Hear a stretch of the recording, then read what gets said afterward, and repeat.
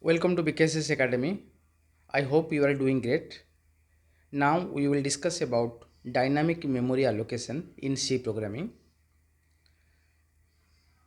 This topic will be very much helpful for your different kinds of semester exams, different kinds of exams like semester exams, and it will also enhance your computer knowledge. Dynamic memory allocation can be defined as a procedure in which size of data structure like array is changed during the runtime. Normally array is declared before the execution, so during runtime that can be changed by using dynamic memory allocation. These are four library functions, that is malloc, calloc, calloc function, free function and realloc function. And malloc function is, it is a memory allocation. It will allocate single large block of memory. One example is given here. ptr is equal to int star malloc 100 into size of int, means its meaning is size of integer is 4 byte, so statement will create 400 bytes of memory.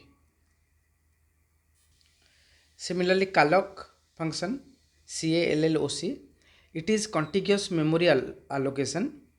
ptr is equal to float star calloc 25 size of float.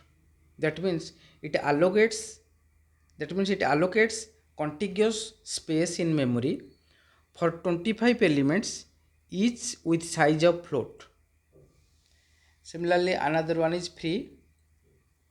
It is used to dynamically deallocate the memory which is allocated during calloc function and malloc function.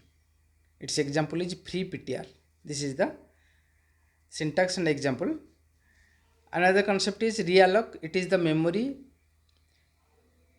if the memory is allocated using calloc and malloc is insufficient, then realloc function can be used to reallocate the memory. Suppose a memory is allocated using calloc and malloc function and some more memory location is required, so reallocation is done by the realloc function.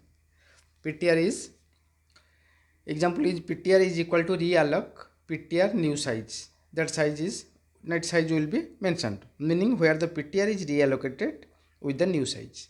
This is the example and this is the meaning.